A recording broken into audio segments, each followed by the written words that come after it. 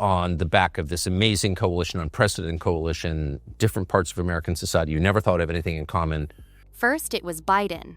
Now it's Trump. Both administrations have shown unconditional support for Israeli Prime Minister Benjamin Netanyahu, a position that has severely damaged the United States' international credibility. Even Washington's most loyal allies are expressing concern over Netanyahu's increasing radicalism and military aggression. Let's not forget, in Israel, Netanyahu's real support barely reaches 19%, and he governs through a fragile coalition of parties. On the back of this amazing coalition, unprecedented coalition, different parts of American society you never thought of anything in common, Trump paints a picture that makes it really obvious that the old structure, left versus right, Democrat versus Republican, is basically BS and a control device, I think. This is my interpretation anyway. So he creates this brand new coalition. New York Times writes almost nothing about it because it's such a massive threat. But this coalition, which you described earlier and more precisely than anybody by far, is the defining fact of American politics. And it kind of feels like it's being blown up over this war in Iran. That's my observation. Correct me. Well, I think if you look at the three planks, stop the forever wars, seal the border and deport the illegal alien, invaders, and redo the commercial relationships in the world around trade deals and bring high value-added manufacturing jobs back here, they're trying to shut all three down, right? But the one that they're obsessed with the most, which I find strange, is the forever wars. They've got to be in the forever wars, and particularly in the Middle East. I mean, this is what, and I'm a big supporter of Israel. Yes. And I'm telling people, hey, if we get sucked into this war, which inexorably looks like it's going to happen on the combat side, it's going to not just blow up the coalition, it's also going to thwart what we're doing with the most important thing, which is the deportation of the illegal alien invaders that are here. If we don't do that, we don't have a country. And you just see right now, they're doubling, tripling out. This is actually potentially a real civil war in our biggest cities. And President Trump has to have our backing. And this came out of nowhere. I mean, the trade deals you saw, he put together Liberation Day, but they've been thinking about it a long time. I mean, Trump's been talking about this since Lou Dobbs back in the 90s.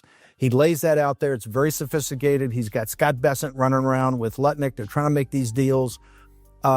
He sealed the border already in the first 60 days. Now we're really going down and actually having the deportation, see the fight. And then out of nowhere comes a war with Persia. It's like a shooting war with Persia, a massive shooting war with Persia. It's like, how did this happen? And that's why I've been up as a defender of Israel and someone that's very pro-Israel. I've been saying, hey, this is going to be the end of Israel because of the way these decisions have been made. And you have, I think, shockingly today early when we had you on the show, you bring up a point that we have to address, which I think it's the thing itself.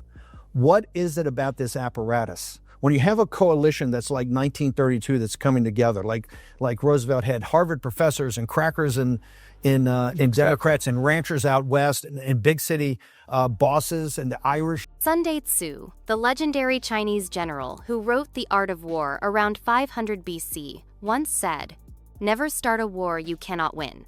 This is not Gaza. Look at the destruction. This is Israel. The damage hasn't been exponentially greater only because France, the United Kingdom, and the United States are intercepting 50% of the missiles launched by Iran. اسرائیل هیچ مرزی رو نمیشناسه. هر کی رو دلش خواست با اجازه در حقیقت آمریکا هر مداخله رو انجام میده. در گفتگویی که ویتکوف با آقای دکتر عراقچی داشت میگفت که اسرائیل بدون اجازه ما هیچ کار نمیتونه بکنه. معنی حرف اینه که حالا که داره این کارا رو میکنه با اجازه آمریکا داره این کار رو میکنه. ما با قدرت در قبال هر تجاوزی که انجام بده پاسخ مناسب رو خواهیم داد. ما به هیچ وجه به دنبال گسترش جنگ نیستیم. ولی Hello everyone. I promise to give a daily briefing, and I try to keep my word. قدرتمند ما و مردم عزیز دیدن پاسخهای مناسب تا حالا داده شده. خب هر چقدر اینا بخوان گسترش بدن طبیعتا این پاسخها سخت‌تر و شدیدتر خواهد بود. مردم بیگناه بیشتری ممکنه جان خودشون از دست بدن. Keep my word even in these conditions. I thank you for your cooperation. First, I want to praise the people of Israel. I've called this operation, with the dogs of valor, like a roaring lion. And rightly so. My first praise goes to the citizens of Israel. Your resilience is extraordinary. You stand firm, with incredible spirit and determination. Today, I told foreign interviewers, do you remember the Blitz spirit, how the British people stood firm during World War II against the Nazis? That is our spirit, and even stronger. I'm proud of you, because from the people comes the great strength of our citizens, our fighters, our wonderful army, and all branches of our defense forces. They're doing an outstanding job. We are facing a dual existential threat. We are determined to eliminate it, and we are eliminating it. Let me give you a short overview of our achievements so far. First, the core existential threat. We struck, at the start of the war, Iran's top nuclear scientists. So far, we've eliminated 10 of them, and there are more to come. We've hit Iran's central enrichment facility in Natanz. It was heavily fortified, but we acted decisively. We also destroyed centrifuge production industries and a uranium conversion facility crucial for weapon-grade enrichment. We're systematically dismantling their nuclear infrastructure. Second, ballistic missiles. We've hit missile production plants one after another, the factories that produce these weapons of death. We've neutralized hundreds of ballistic missiles and destroyed a large number of launchers.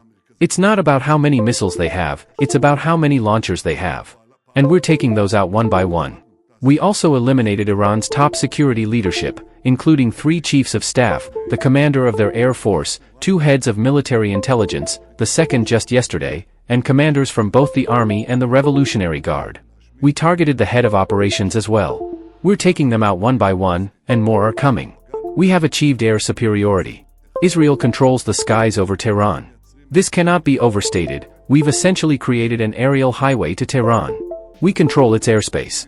We've also destroyed some of the densest air defense systems in the world, surface-to-air missile systems, in western Iran and other regions. Again, more to come. We've taken out many of their drones, they had thousands, and we've already destroyed half of them. 1,000 never even launched. They are facing serious issues, which I won't detail here. We've also struck their key radar systems, critically important. We've hit regime targets, their command centers, their totalitarian broadcast station, and more targets you'll hear about soon. We do all this even when the targets are embedded deep within populated areas, including in Tehran. We evacuate civilians, and they leave those areas. I'm proud of our military, home front command, rescue teams, pilots, our amazing ground forces, technicians working like a well-oiled machine, and our intelligence units doing wonders, including Mossad operatives. They're doing outstanding work. I am proud of the people of Israel. I'm proud of what we've achieved. We are on the path to victory. If anyone had doubts, the world is beginning to understand, and you know who else understands? Iran. The regime understands. This is a national effort, with the dogs of valor and lions of Israel. Now, questions please. Iranians signal they're open to negotiations. Would Israel agree to talks if President Trump asks? I'm not surprised they want to slow things down, because we are hitting them hard.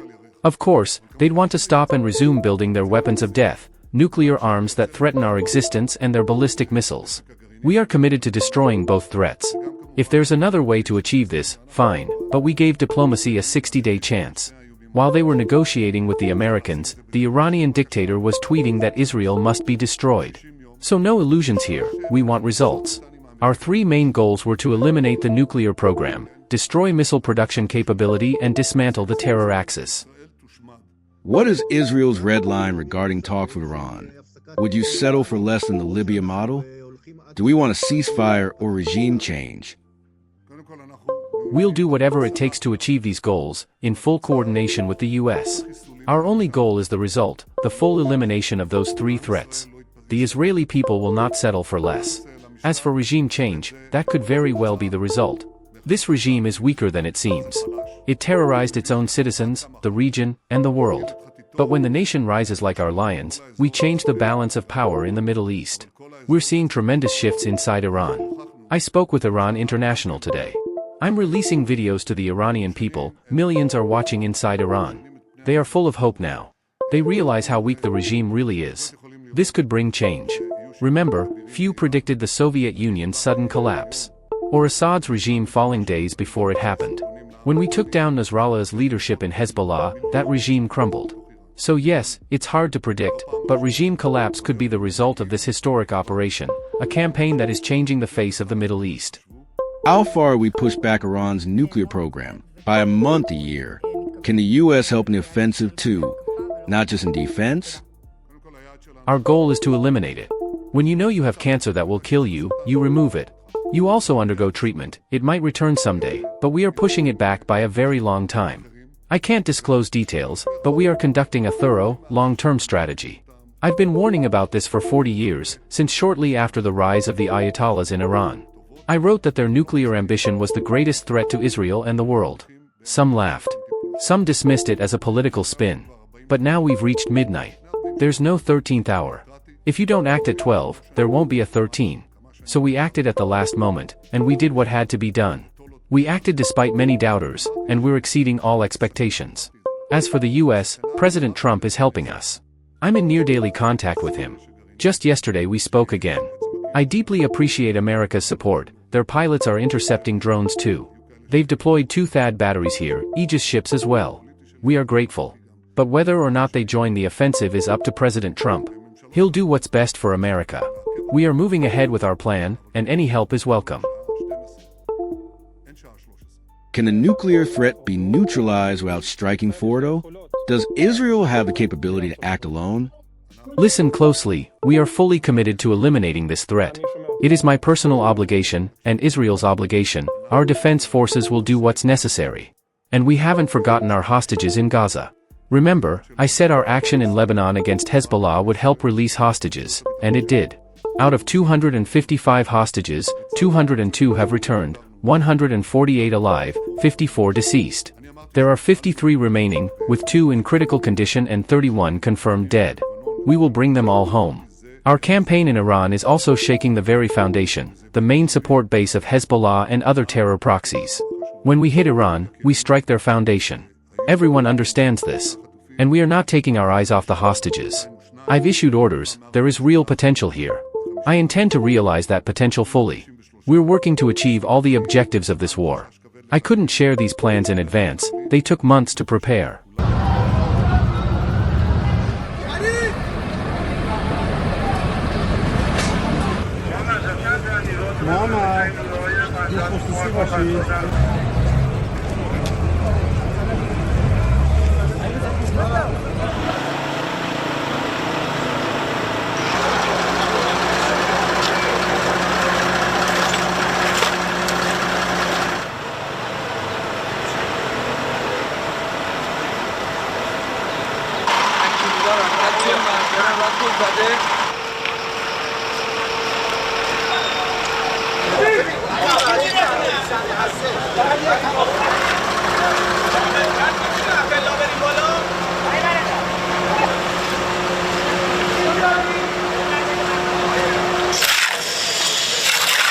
Üzerimize ne düşüyorsa yapmaya hazır olduğumuzu tüm muhataplarımız Türkiye olarak kolaylaştırıcılık dahil üzerimize ne düşüyorsa yapmaya hazır olduğumuzu tüm muhataplarımıza açık aktardık. Bir defa şunun bilinmesi çok önemlidir.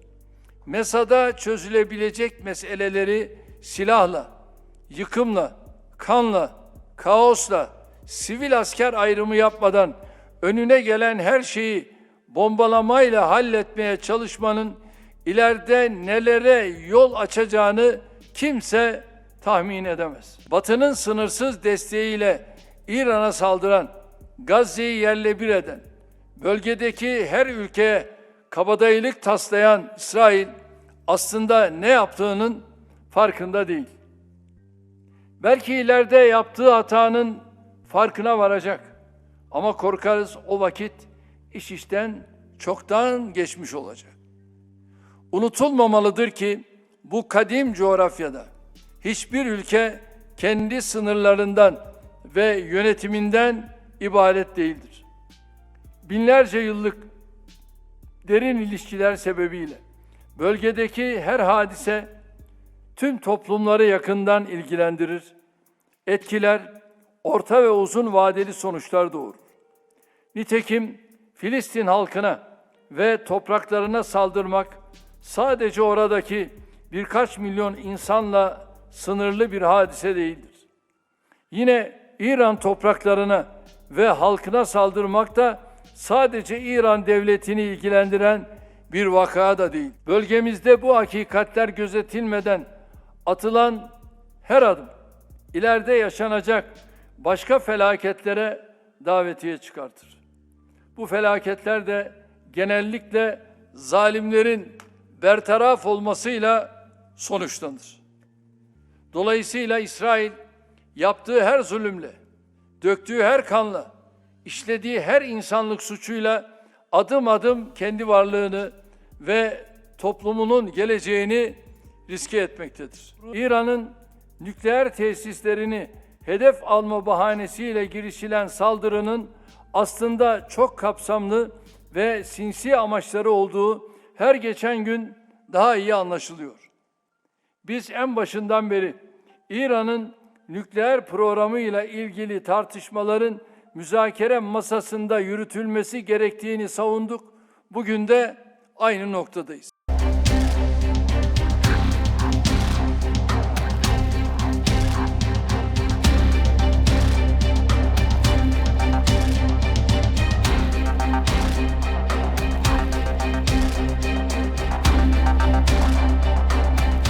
I guess this is a fine display of democracy by the French.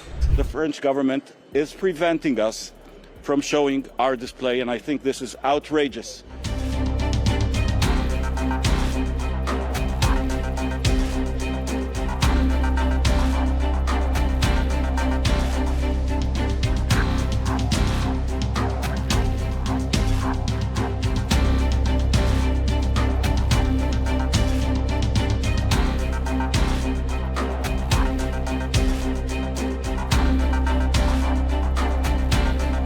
The global backlash is intensifying. Over 57,000 civilians have been killed in Gaza, with more than half of the victims being women and children. The images have shocked much of the world and further isolated Netanyahu on the global stage. Now, let's turn to the statements from the different actors involved in the conflict. Across Europe, public opinion is overwhelmingly critical of Israel's current leadership, and Netanyahu's reckless actions this weekend have only made matters worse. Meanwhile, disturbing footage has surfaced showing destruction inside Israel that mirrors the devastation in Gaza. And it doesn't stop there. Just today, Russian intelligence warned that Donald Trump may be preparing to directly enter the conflict, raising alarms in diplomatic circles. As we all know, Israeli political influence in U.S. politics runs deep, but as Trump's ally and journalist Tucker Carlson recently stated, getting into a war with Iran could accelerate the collapse of the United States and bring devastating consequences to the Trump administration. Let's remember, Iran is not alone. It is backed by several global and regional powers, including China, Russia, Turkey, Pakistan, Iraq, Yemen, and a coalition of other Muslim nations. At Money Borders, we believe direct involvement in this war would not serve U.S. interests, not economically, not strategically. Now, let's hear what President Erdogan of Turkey, a key NATO member, had to say on the matter. That's all for now. We will continue monitoring the developments, which are escalating by the second.